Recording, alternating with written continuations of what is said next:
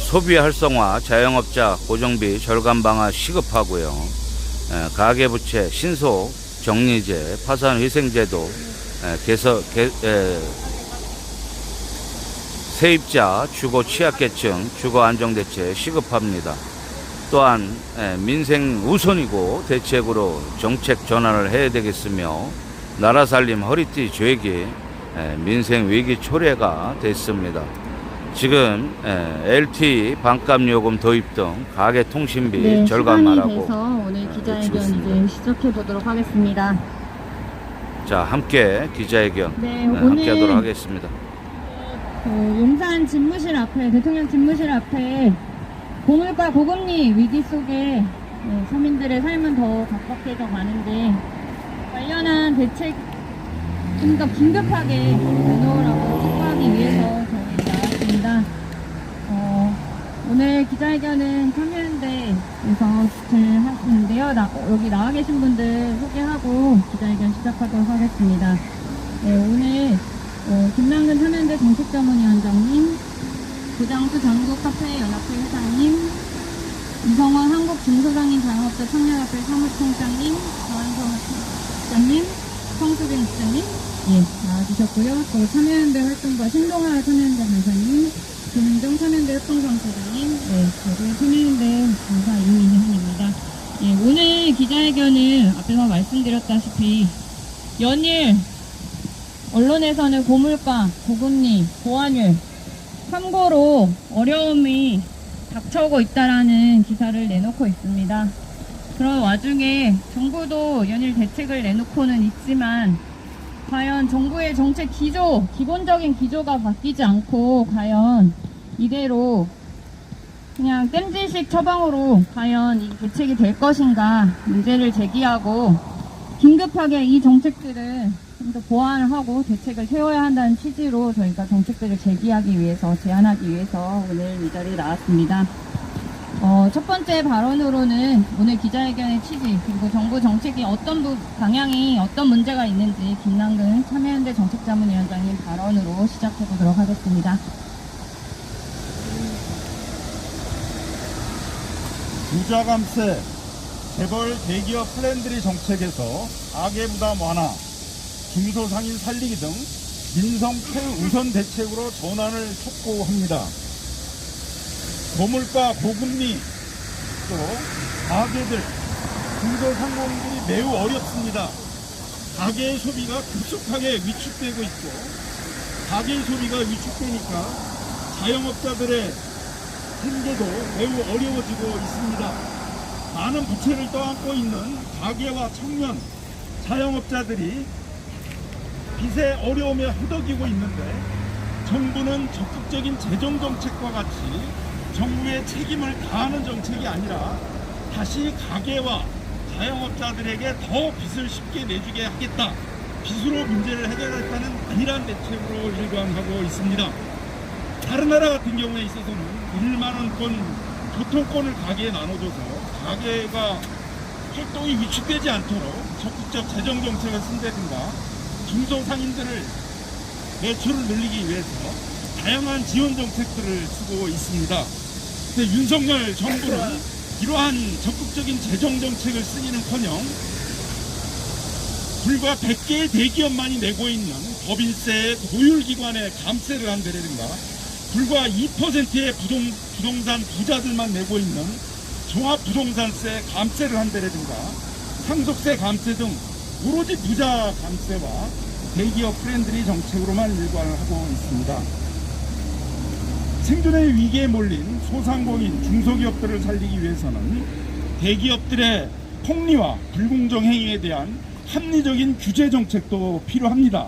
하지만 윤석열 정부는 재기업, 대기업, 재벌들의 투자 활성화라는 명목으로 규제 완화와 자율 규제만을 외치면서 지금 시급히 도입되어야 될 중소상인, 중소기업들을 보호하기 위한 합리적인 규제들은 외면하고 있습니다.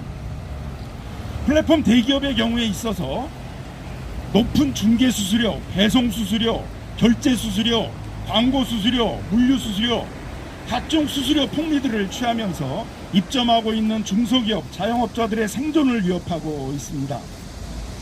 가뜩이나 어려운 상황에서 플랫폼 대기업들은 중소상공인들의 적합업종 영역으로 무분별하게 진출해 들어오고 있고, 또 원자재를 공급하는 포스코, LG와 롯데케미칼, 한솔, 제지와 같은 원자재를 공급하는 회사들의 경우에 있어서는 해외의 원자재들이 인상됐다는 것들을 계기로 해서 철강 가격, 나프타 가격, 펄프 가격, 이런 재료 가격들을 엄청나게 급등시키고 있고, 그 과정에서 폭리를 취하고 있습니다. 이들로부터 재료를 공급받아서 자동차, 전자, 조선 등의 부품과 소재를 납품하는 중소기업들은 재료값은 폭등하는데 막상 또 그것을 받아주고 있는 자동차, 조선, 전자회사들은 납품 단가를 인상해주지 않아서 생존의 위기에 몰리고 있습니다. 이럴 때는 정부가 적극적으로 나서서 플랫폼들의 그런 독과점적 지위를 이용한 남용행위, 불공정행위, 이런 재료 대기업들에 있어서의 폭리행위, 이런 부분들에 대해서 규제를 하고, 또 자동차, 조선, 전자회사와 같은 대기업들로 하여금은 납품단가 연동제와 같은 그런 합리적인 규제를 받아들이도록 하는 정책들이 필요한데, 지금 윤석열 정부는 대선 시기에 있어서 공약했던 무분별한 규제 완화, 재벌 대기업 위주의 정책을 피다 보니까 시급하게 도입해야 될 이런 민생의 생존권을 보호하기 위한 합리적인 규제들을 외면하고 있습니다. 뒤늦게 가계부채 대책을 내놨지만 10년, 20년 동안 장기간에 걸쳐서 채무 조정을 하겠다고 해서 짧은 2, 3년 동안에 빠르게 경제적으로 회생을 해야 되는 많은 청년들, 자영업자들을 그런 채무 노예 상태로 장기간 묶어두는 그런 정책으로 나오겠다 하고 있습니다. 또 획일적인 채무조정 프로그램들로 운영을 하겠다 하다 보니까 도덕적 해이 논쟁만 불러일으키고 있고, 막상 세계 보편적으로 하고 있는 파산 회계상과 같은 부산 절차를 적극적으로 행정적으로 지원하는 이러한 노력들은 방기하고 있는 그런 상태입니다. 그래서 저희 시민단체와 민생단체들은 지금이라도 윤석열 정부가 바뀐 상황들을 제대로 인식하고, 지금 대선 때와 같이 저금리 상황들, 합리적으로 물가가 관리되고 있는 수준이 아닙니다. 지금은 천정부지로 물가가 뛰고 있고 급속하게 금리가 인상되고 있는 이런 시기이고 민생의 위기 상황입니다. 그런 위기 상황들을 직시해서 그동안 대선 때 공약했던 부자 감세, 무분별한 재벌 대기업 플랜드리 정책에서 벗어나서 민생을 우선 챙기고 가계부담을 완화하고 중소기업들을 살리는 민생 최우선 정책으로 국정 전환을 할 것들을 촉구하면서 오늘 기자회견을 갖게 되었습니다.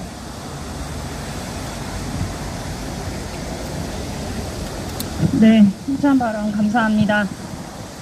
예, 말씀해 주셨다시피 정부가 여러 가지 대책을 내놓는다고는 하지만 부자 감세, 대기업 재벌 친화 정책, 재정 건전성 기조, 이걸 내세우면서 도대체 그 대책들은 어떻게 하겠다는 것인지 갈피를 잡을 수가 없습니다. 세금은 줄이고 이 세수가 줄어들면 당연히 취약계층들을 지원하고 보호해야 할 조치들을 제대로 펼칠 수 없을 것입니다. 인플레이션 상반기만 해도 6%라고 합니다. 하반기에도 진정 국면이 아닙니다. 계속 금리는 올라가고 있고, 이런 상황에서 하반기 또 내년 세입자들, 취약계층 시민들을 보호하기 위한 조치 더 적극적으로 해야 할 텐데, 과연 지금의 정책 기조로 정부가 어떻게 하겠다는 것인지 막막할 따름입니다. 현장에서 이러한 고통을 더 절절하게 느끼고 계실 저희 자영업자 소상공인분 발언 요청해 듣도록 하겠습니다. 고장수 전국 카페 사장 연합, 죄송합니다. 전국 카페 사장 협동조합 이사장님, 예, 발언 청해 듣도록 하겠습니다.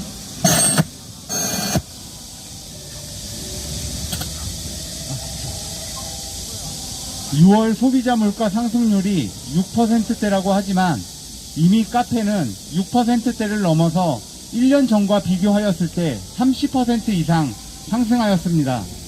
올 초부터 카페들이 가격 인상을 조금씩 하였지만 최대 인상률은 10% 정도였으며 이마저도 손님이 떨어질까 두려워 올리지 못하고 버티고 계시는 사장님들도 부지기수입니다. 현재도 카페는 인력난, 재료비 상승, 환경 규제라는 삼중고를 겪고 있습니다. 카페에서 늘 사용하는 재료인 우유, 원두, 일회용 컵, 파우더 등은 1년 전과 비교하였을 때 가파르게 가격이 상승하였으며 현재도 2주 또는 한 달 간격으로 계속해서 상승하고 있습니다. 원가는 상승하였지만 판매가가 원가 상승률을 못 따라간다는 것은 저희의 순이익이 그만큼 줄어들었다는 것이고, 이러한 경제의 침체기가 앞으로도 계속된다면 카페는 폐업과 파산으로 내몰릴 수밖에 없습니다.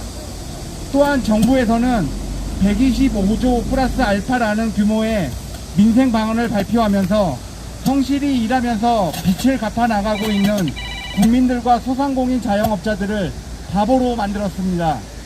이는 정부가 자영업자들을 도와주는 게 아니라 은행권, 금융권의 부실채권을 대신 매입해주는 특혜라고 생각하며, 이 막대한 예산을 코로나19 기간 동안 정부의 행정명령을 충실히 따랐으나 지원금 및 손실보상금을 받지 못하고 사각지대에 놓인 소상공인 자영업자에게 우선적으로 지급해 그들의 숨통을 트여주는 것이 우선이라고 생각합니다. 마지막으로 소상공인 자영업자들은 자이언트 스텝, 빅 스텝 등 용어조차도 생소한 단어들을 들으며 하루하루를 불안하게 살아가고 있습니다. 코로나19 기간 동안 소상공인진흥공단을 통해 정책 자금을 대출받을 수 있는 최대치를 받았고, 이 대출로도 모자라 주택담보 및 2.3 금융권을 통해 대출을 받아 겨우 버텼습니다. 올해 9월부터는 정책자금 대출의 만기 연장이 끝남과 동시에 원금을 상환해야 하는 상황에 내몰렸고, 주택담보대출은 그 이자 계산만 해도 죽고 싶은 심정입니다.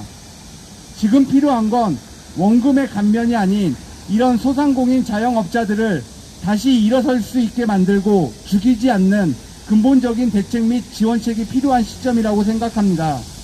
이게 윤석열 대통령께서 늘 말씀하신 공정과 상식인지 되묻고 싶습니다. 감사합니다. 네, 현장에서 지금 당면하고 있는 어려움 발언으로 함께 해주셨습니다. 다음 발언 넘어가기 전에 구호 한번 외쳐보도록 하겠습니다. 마지막 말 3번 반복해 주시면 감사하겠습니다.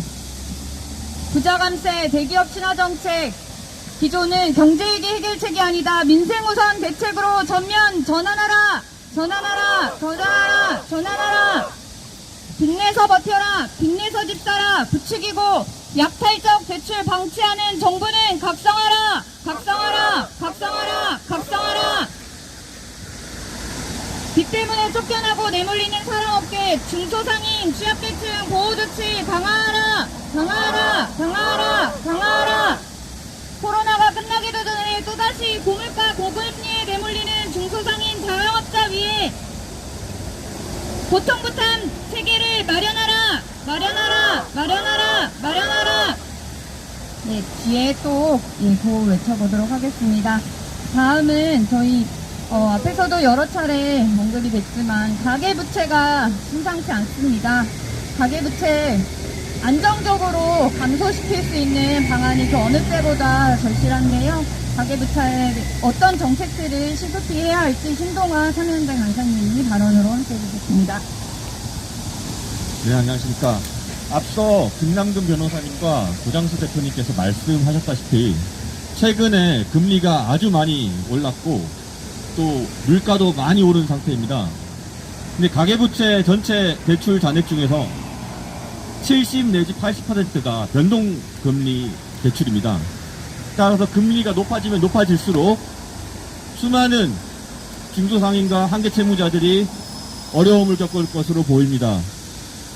변동금리 대출이 많고 거기에 다중채무자들도 많은 상황입니다.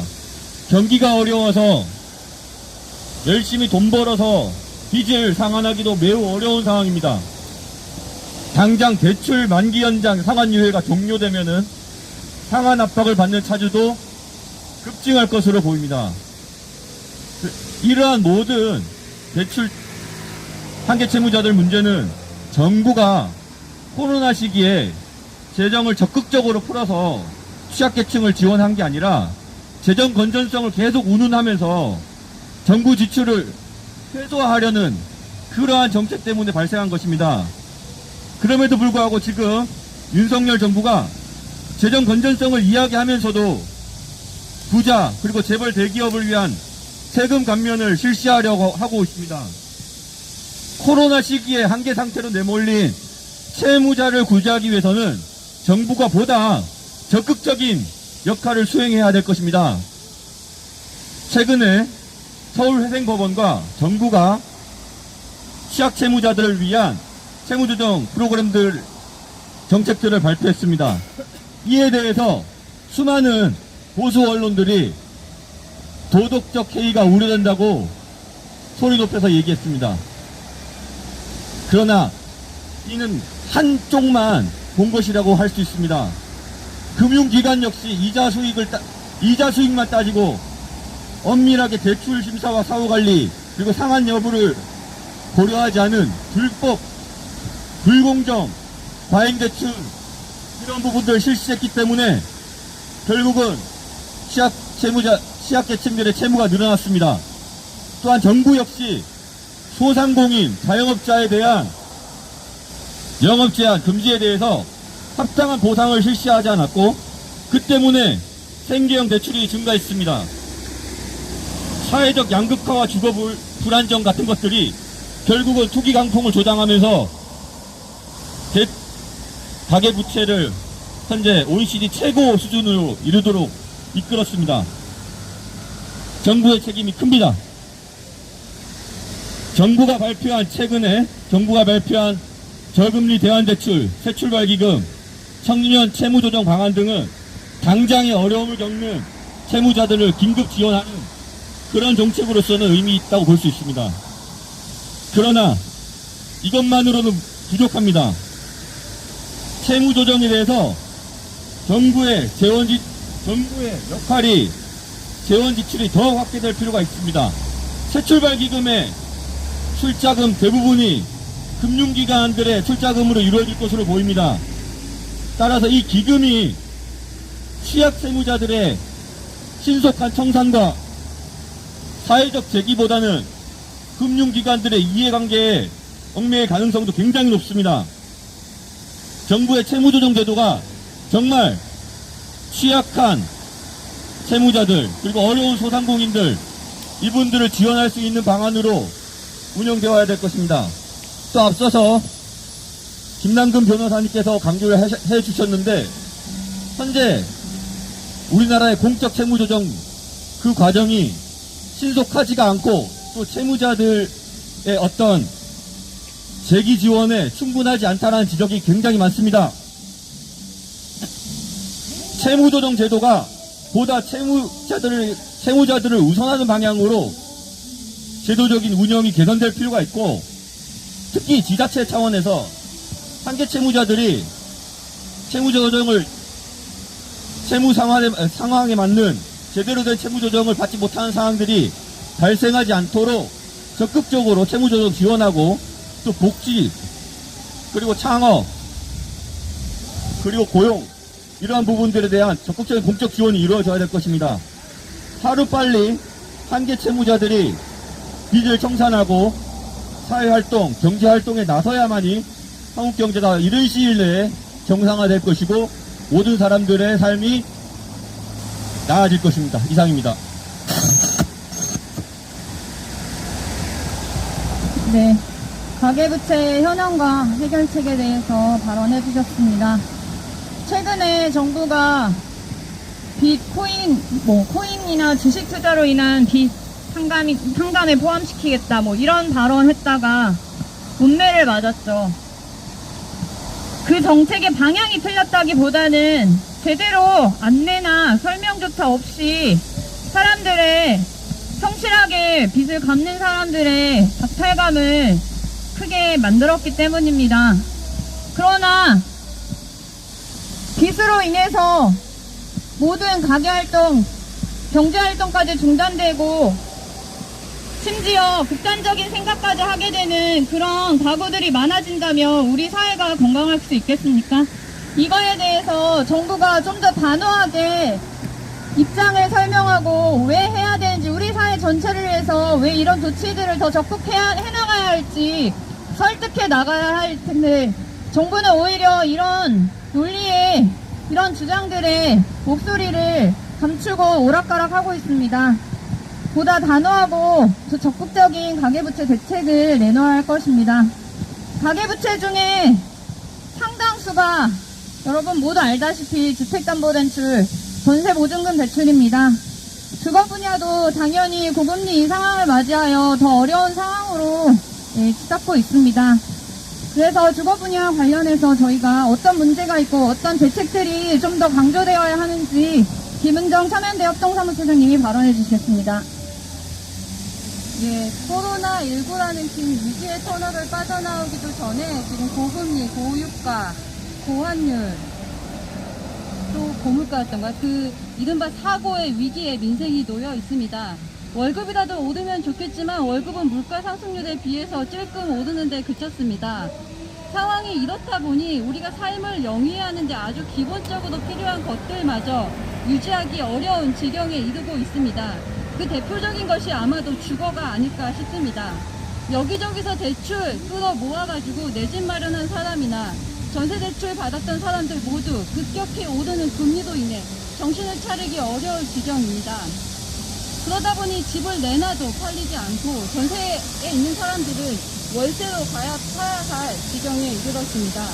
실제 직판이 분석한 자료에 따르면 올해 2분기 전국 아파트, 오피스텔 등 집합 건물 매도인 10명 중에 1명이 1년 이내에 집을 다시 되팔고 있다고 합니다. 이른바 영끌족들이 높은 이자를 감당하지 못해 다급하게 처분에 나선 것으로 풀이되고 있습니다. 취약계층 역시 문제입니다. 국토연구원의 지난 보고서에 따르면 코로나19로 주거 위기에 처한 가구는 최대 51만 2천 가구 규모에 달하고 있습니다. 하지만 이들에 대한 지원은 굉장히 촉박합니다. 2020년 긴급복지 주거 지원은 총 2만 3천 건인데 건당 지원액은 평균 20만 원 수준에 불과하고, 긴급복지 지원 금액 중에 주거 지원 비중은 1.2%에 불과한 수준입니다. 국토연구원조차도 정부의 지원이 굉장히 제한적이라고 지적하고 있습니다. 지난 20일 정부가 주거 분야 민생 안정 방안 발표했습니다. 하지만 구체적인 내용 살펴보면 조삼모사식 뗀들 처방에 불과합니다. 게다가 정부는 이미 민간 중심의 공급 확대 기조를 전면화하여서 무주택 서민들의 주거 안정은커녕 도리어 자산 불평등을 확대할 위험성이 큰 임대차 시장 안정 방안을 제시한 바 있습니다. 이뿐만 아닙니다. 정부는 최근 대대적인 부동산 세제 완화를 통해 종부세 형해화를 추진하고 있습니다. 윤석열 정부의 주거 세대 정책은 이렇듯 정확히 불평등을 키우는 쪽으로 향하고 있습니다. 이에 참여연대는 서민들의 주거 안정과 그리고 내 집 마련을 위한 사람들이 더 이상 빚에 깃대어 주거 안정을 쓰여하지 않는 정책들을 촉구합니다. 임대료 연체로 인한 계약갱신 거절 및 해지 금지 방안 마련과 최고위기 주거 세입자 및 취약계층 지원 확대 방안 마련 등을 촉구합니다. 그리고 더 이상 빚내서 집사람만 하지 말고 토지 임대부와 분양가 상한제 강화 등을 통해 부담 가능한 선에서 큰 빚 내지 않고 내 집 마련이 가능하도록 할 것을 촉구합니다. 그런데 윤석열 정부는 공공이 아니라 민간의 개발 이익을 최대한 부여하는 민간주도 주택 개발과 분양가 상한제 인상 등을 통해서 무주택자들이 내 집 마련 꿈을 멀어지게 하는 정책들을 추진하고 있습니다. 정부와 국회에서 계속해서 민생 위기 해결하겠다고 강조합니다. 하지만 포장지에만 취약계층과 서민들의 민생 주거 안정이 쓰여있을 뿐 그 내용물을 살펴보면 다주택자, 고가주택 보유자들의 부담 경감 정책 방안들로 가득 차 있습니다. 서민들의 주거 위기가 가시화되기 전에 이들의 실태를 파악해 사전적 예방적 정책 마련에 나서지 않는다면 더 큰 위험과 더 큰 비용을 치를 위험이 큽니다. 정부의 기조 정책의 변화와 세밀한 정책 마련을 촉구합니다. 네. 최근 집값이 막 오를 때 시민들은, 무주택자, 세입자들은 나도 내 집 마련해보겠다고 대출 더 늘려라, 기준 낮춰라 많이들 요구했습니다. 세입자들은 사람들은 지금 막 집값이 오르는 상황에서 다시는 내 집을 마련할 기회가 없을까 조바심 나고 대출 더 늘려라 요구할 수 있습니다. 근데 정부와 중공공기관인 은행은 그래서는 안 됩니다. 은행은 담보물이 있으니까 그걸로 돌려받으면 되겠지. 그런 심리에서 마구잡이로 대출을 해줬습니다. 대출이 너무나 쉬웠고 그래서 그 규모도 너무나도 급증했습니다. 근데 그 결과는 지금 고금리에 약탈적 대출로 귀결될 확률이 높습니다. 집, 내 전 재산 다 투자해서 마련해 봤지만 대출금 갚지 못해서 결국 집을 빼앗길 수도 있는 것입니다. 이런 상황에 놓이지 않도록 정부야말로 대출을 건전하게 제대로 할 수 있도록 기준을 높였어야 합니다. 그런데 고물가, 인플레이션, 올해 특히나 더 심했지만 정부 LTV 기준을 완화해주겠다고만 하고 여전히 빚내서 집사라고 합니다. 이런 정책으로 과연 시민들이 정부의 말을 믿고 집을 사거나 할 수 있겠습니까? 누가 지켜줄지도 모르는 이런 대출 계속하라고 강요하면 과연 올바른 정책입니까? 문제가 아닐 수 없습니다. 더 분노의 사실 목소리가 나올 만한 분야인데요.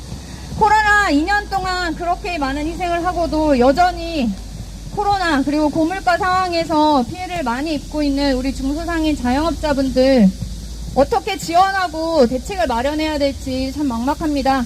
관련해서 이성원 한국중소상인 자영업자 청년협회 사무총장님이 발언해 주시겠습니다.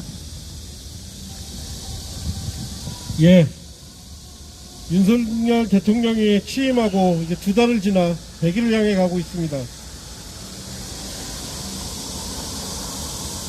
그동안 우리 새 정부가 소상공인들을 위한 정책 어떠한 것들을 내놨을까요? 윤석열 대통령은 후보 시절 온전한 손실보상을 약속했습니다. 제1 공약이었습니다. 그러나 어떻게 실행됐습니까? 소급 적용은 폐기됐습니다.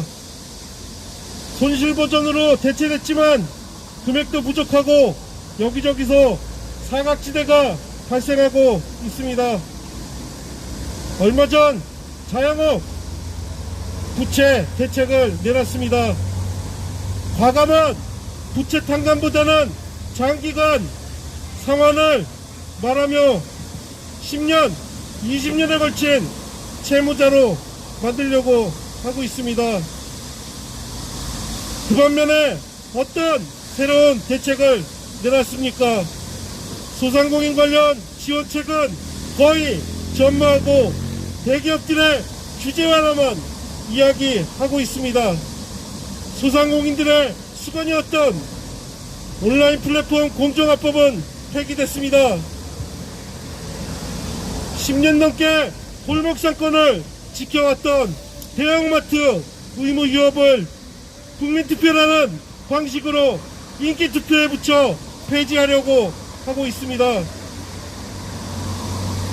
지난 2년간 코로나 때문에 고통받았던 소상공인 자영업자들은 삼고현상으로의 또 다른 고통을 받고 있습니다. 여기에 코로나가 다시 재확진 추세가 늘어나고 있습니다. 소상공인들을 위한 정부의 방역대책은 무엇입니까? 온전한 손실보상 없는 사회적 거리두기도 문제지만 아무런 대책 없는 방역 또한 문제입니다. 소비가 축소됩니다. 미국에서는 이미 인플레이션 수당을 지급하기 시작했습니다. 소비 촉진을 위해서입니다. 우리나라도 골목상권을 살리기 위해 소비를 촉진하기 위해 전국민 재난지원금과 같은 형태의 지원금이 필요합니다. 이미 골목상권의 활성화를 불러일으켰던 지역화폐 예산이 소진됐습니다. 지자체들이 지역화폐 발행을 축소하거나 중단하고 있습니다. 여기에 기재부는 내년도 지역화폐 예산을 전액 삭감하겠다고 합니다. 여기에는 정치적 논리 이외에는 아무런 논리도 없습니다. 여당 지자체장들도 원하는 지역화폐 예산입니다. 그럼에도 불구하고 오직 대선 경쟁 후보가 적극적으로 추진했던 제도라는 이유만으로 지역화폐 예산을 전액 삭감하려고 하고 있습니다. 지금은 우리 사회에 고통분담 시스템이 도입되어야 합니다. 가맹점, 대리점, 하도급, 온라인 플랫폼 등 여러 가불관계에 있어 사회적 고통분담 제도가 도입되어야 합니다.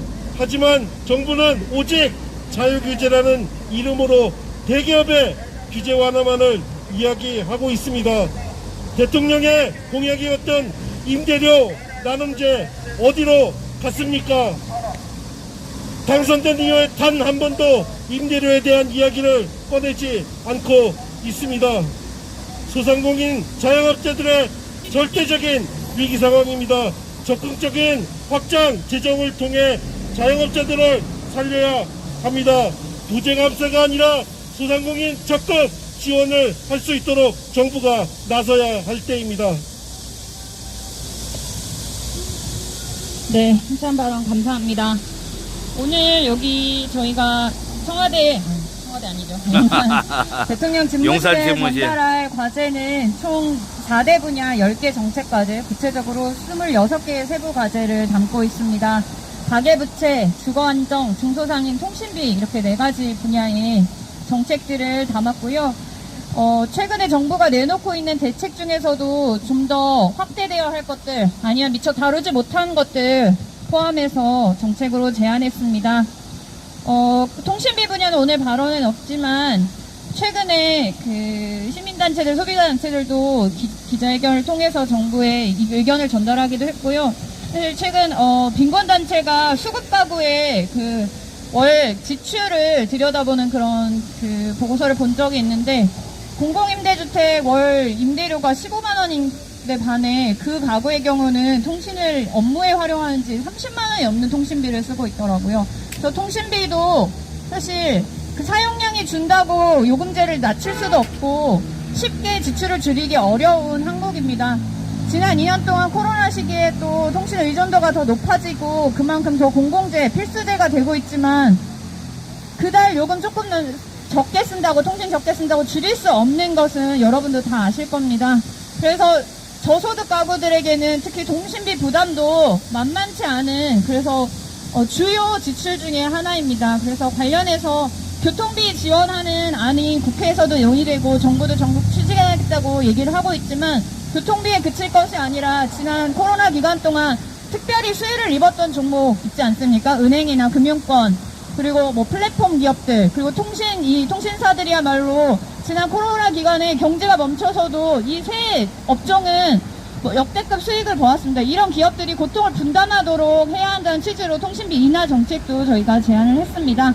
그래서 4대 분야 10개 정책 26개 세부 과제 오늘 저희 기자회견 끝나고 집무실에 전달할 예정이고요. 그래서 지금 이미 정부에서 내놓은 정책들도 그 정도 수준으로 만족하면 안 된다라는 저희가 얘기를 하고 싶어서 이렇게 정책들을 가지고 나왔습니다. 마지막으로 그거 다시 한번 외치고 정리해보도록 하겠습니다. 부자 감세, 대기업 친화 정책, 기존은 경제위기 해결책이 아니다. 민생 우선 대책으로 전면 전환하라. 빚내서 버텨라. 빚내서 집 사라 부추기고 약탈적 대출 방치하는 정부는 각성하라. 대출 규제 완화 기조 중단하고 고금리 가계부채 신속 정리 방안 마련하라. 빚 때문에 쫓겨나고 내몰리는 산업계 중소상인 취약계층 보호조치 강화하라. 코로나19 끝나기도 전에 또다시 고물가 고금리에 내몰리는 중소상인 자영업자 위에 가맹 대리점 플랫폼 사들은 고통분담 체계를 마련하라. 네, 그럼 기자회견 이것으로 마무리하도록 하겠습니다. 감사합니다. 수고하셨습니다.